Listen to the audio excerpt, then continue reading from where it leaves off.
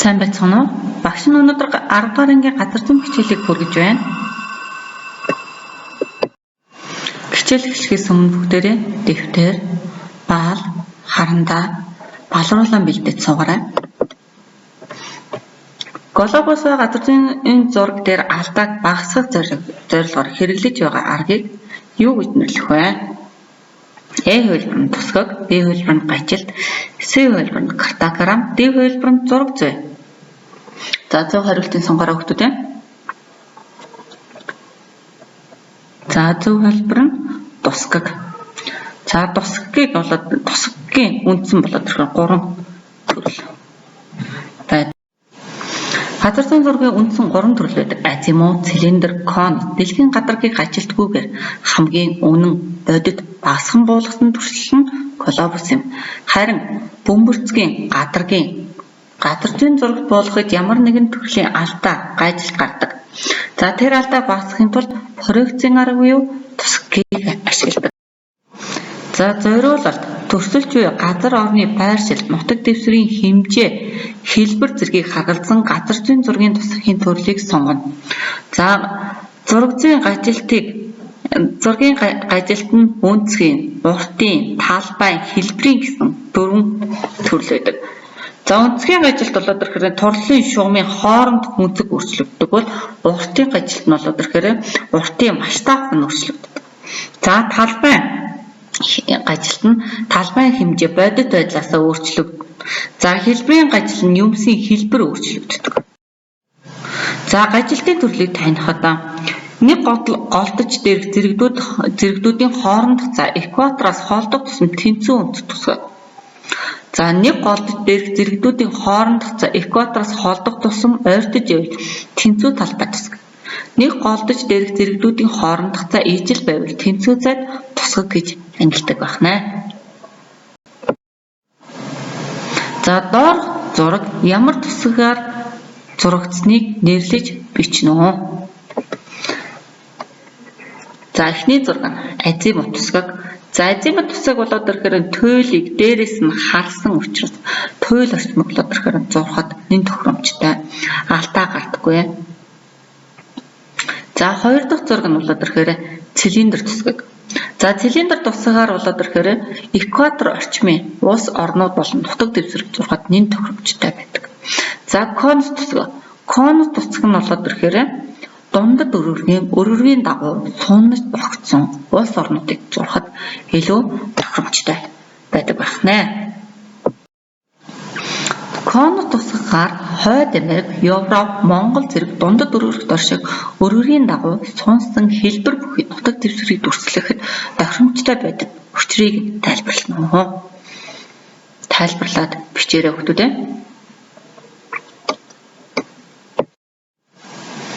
Газар зүйн зургийн голдож зэрэгдийн шугамуудыг ажиглан тусгийн гажилтын төрлийг тодорхойлно. За гажилтын хэдэн төрөл байдаг вэ гэсэн? Талбайн гажилт, уртын гажилт, үнцгийн гажилт, хэлбэрийн гажилт гэсэн 4 төрөл байдаг. За тэгвэл энэ 4 төрлийн аль нь энэ зурган дээр илэрхийлэгдэж байна вэ? Зураг зүйн дүрслэлийн арга. За зураг зүйн энэ дүрслэл гэдэг нь болоод ирэхээр газрын зураг дээр болоод ирэхээр ерөнхий ба сэдэвчсэн зураг гэж үүдэг. За ерөнхий зурган дээр болоод ирэхээр маш олон төрлийн мэдээллийг хадгалсан байдаг. Тухайн улс, орон, нутаг дэвсгэр, нягтшал, гол, мөрөн гэх мэтчлэн. За тэгвэл сэдэвчсэн зурган дээр болоод ирэхээр ганц төрлийн мэдээллийг энэ дүрслэлийн аргаар дангаар болон хосгосон аргаар болоод ирэхээр илэрхийлдэг. За тэгвэл дүрслэлийн аргагийн таних тэмдгийн арга. Юмс үзэгдлийн орон зай байршлыг геометрийн хэлбэр дүрс. Үгсэг зэргээр тэмдэглэн үзүүлэх арга.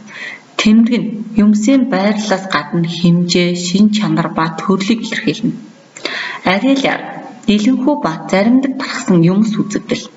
Энэ тархалт байршлын хэл, хязгаарыг өнгө, зураас болон шугам ашиглах үзүүлэх арга. Ариалын хил нь шугам биш тархалтыг төрүүлдэг. Ижил шугамын арга. Тодорхой нутаг дэвсгэрийн хүрээнд үзэгдлийн тасралтгүй үргэлжлэх өөрчлөгдсөн шинж байдлыг дүрслэн хэрэгэлдэг. Зургийн уншигдах байдлыг сайжруулахын үүднээс ижил шумын хоорондох цаг будгийн өнгөөр ялгадаг. Цэгийн арга тодорхой тоон үзүүлэлтийг төлөөсөн цэгийн тусламжтайгаар үзэгдлийн тоо хэмжээ, байршил, төрөл зэргийг үзүүлэх арга. Хөдөлгөөн чумаар байгаль нийгмийн үзэгдлийг орон зай, шилжих хөдөлгөөний сум, зураг зэргийг ашиглан үзүүлэх арга. Ижил чумаар тодорхой нутаг дэвсгэрийн хүрээнд үзэгдлийг тасралтгүй үргэлжлэн өөрчлөгдөх шинж байдлыг туршлагад хэрэглэдэг. Өнгө дэвсгэр арга нутаг дэвсгэрийн хүрээнд нэлэнхүү дарсан үзэгдлийн шинж чанарын ялгааг өнгөөр илэрхийлэх арга. Картодиаграмаар нэг үзэгдэл юмсан цаг хугацааны өөрчлөлт, тоо хэмжээ, дотоод бүтцийн ялгаа зэргийг засаг захиргаа нутаг дэвсгэрийн хүрээнд диаграмаар илэрхийлэх арга. Картограмаар засаг захиргаа нутаг дэвсгэрийн хуваарийн нэгжээр харьцангуй тоо хэмжээтэй үзүүлэлтийг илэрхийлэх арга юм аа. Газар зүйн зургийг ашиглан зөв хариултыг сонгоорой. Зураг зүйн төсөл ямар ардыг хичээлсэн байна вэ? За энэ бол ерөөсөө мэдлэг шалгах тест вэ. За 2017 онд ажиллагдсан үзэгдлийг газар зүйн дарахад харуулсан байна. За үзэгдэл бол өдрөөр. За шар өнгөөр бол шорон шуурга, ногоон өнгөөр аатар бороо, цэнгэр өнгөөр хүчтэй сэлхийг илэрхийлсэн байна.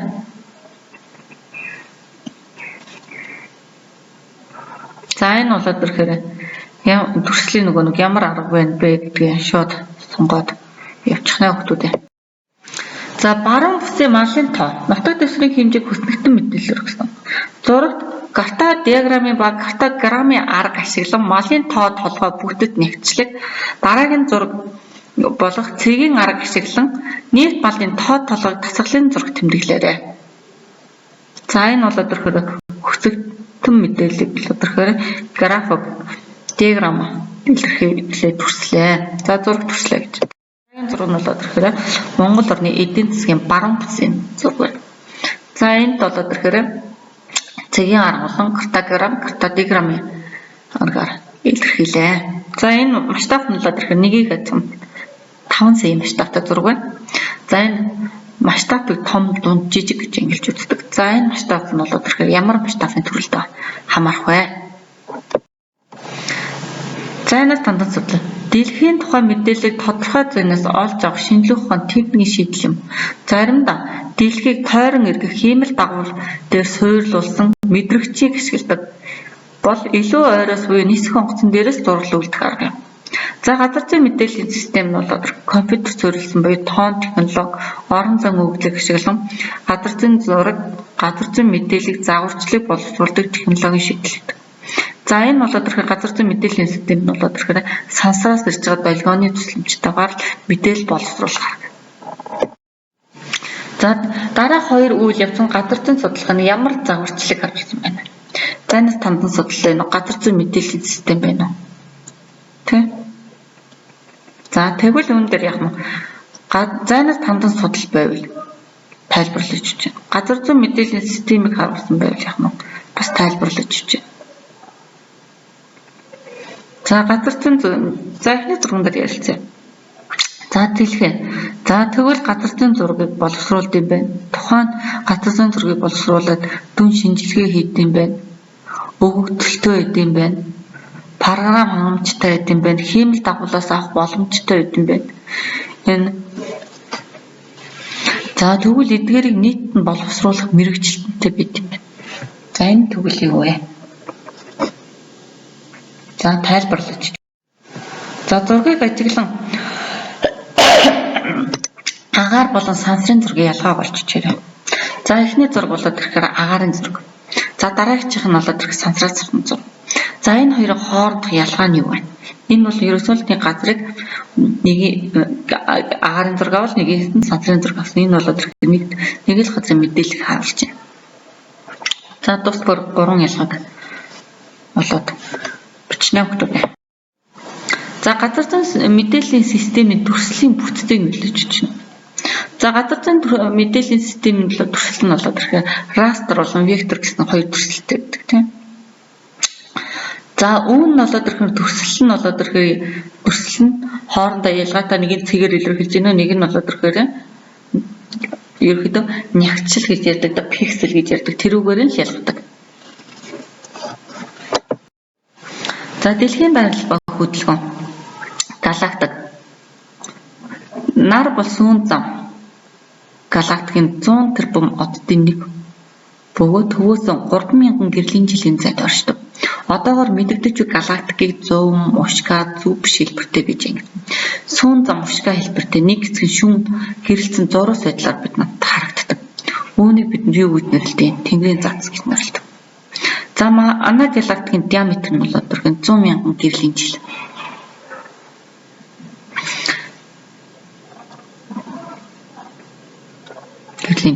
Тэгвэл гэрлийн жил гэж юу хэлээд байгаа юм? Нарны аймагт одон орны нэгж гэж заг ашигладаг.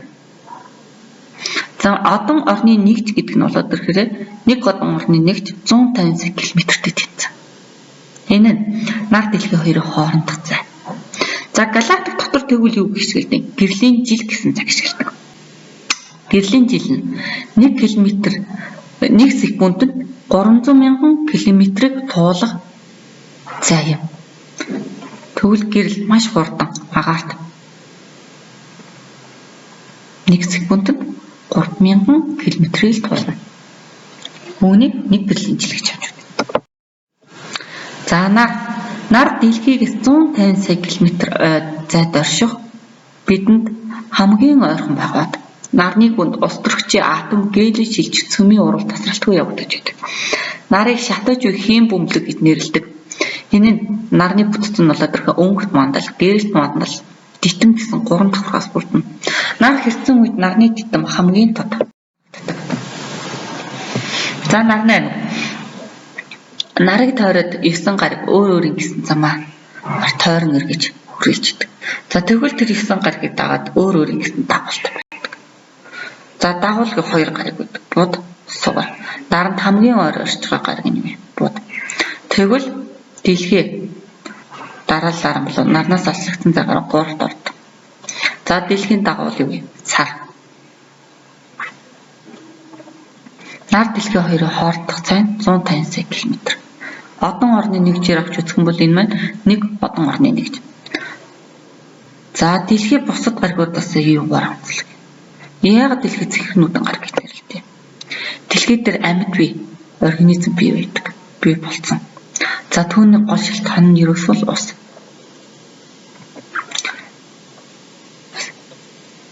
Дэлхий 3%-ны 2% юм.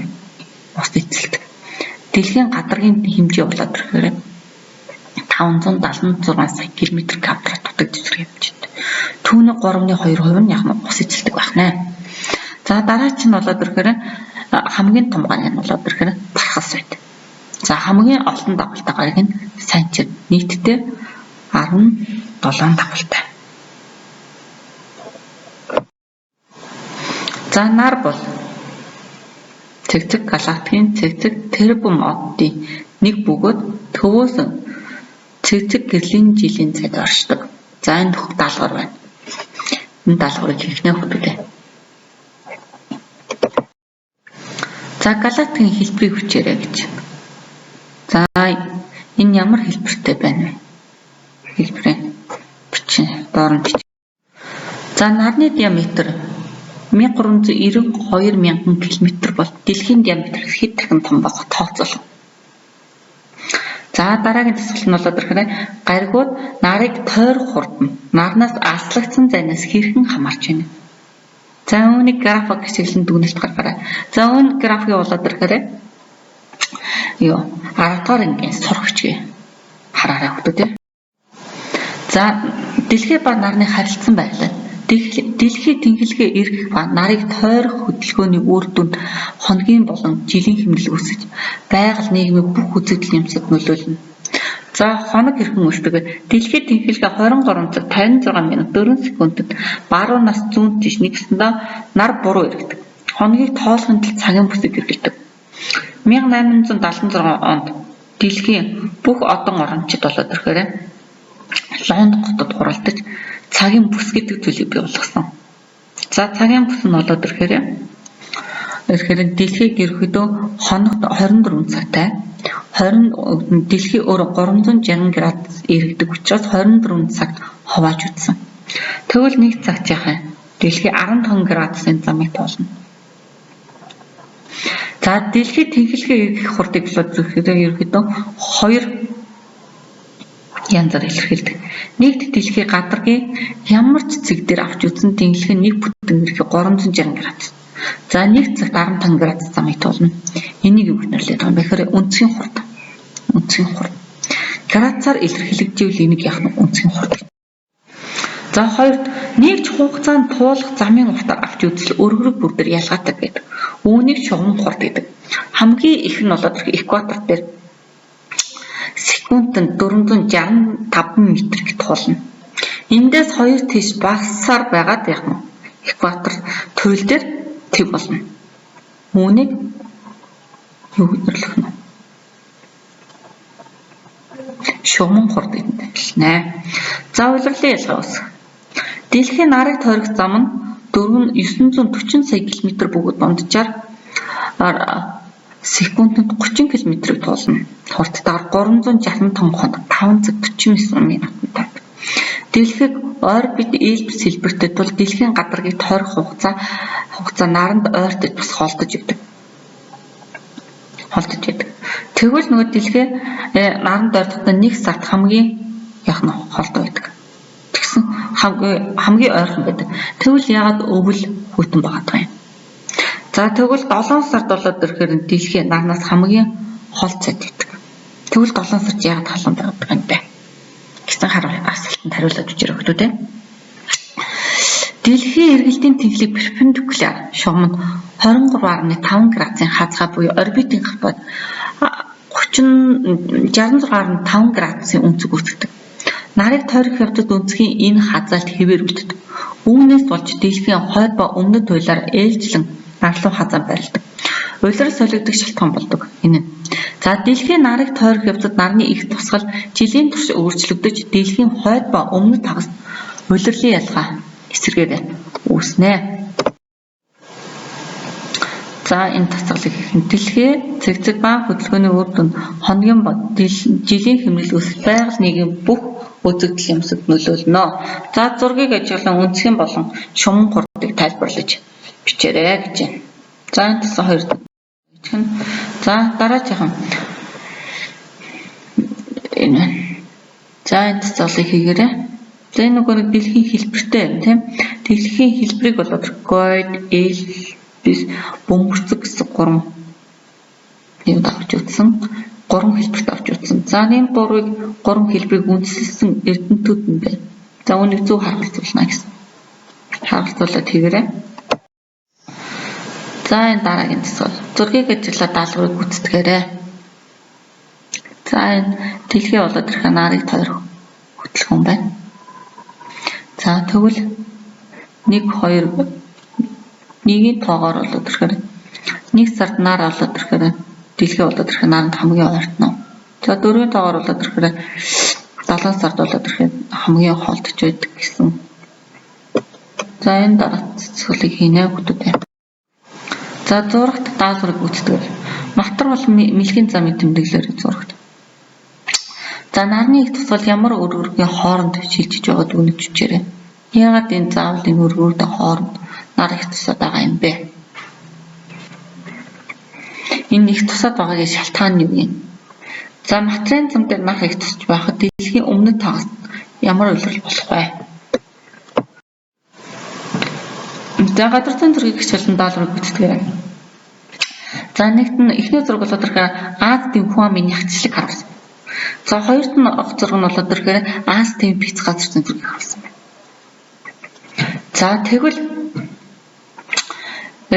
газар зүйн байрлал буюу байрлал эрэлтийн хэлбэр хүн амын өсөлтөнд сууршилтанд нөлөөлт юм уу?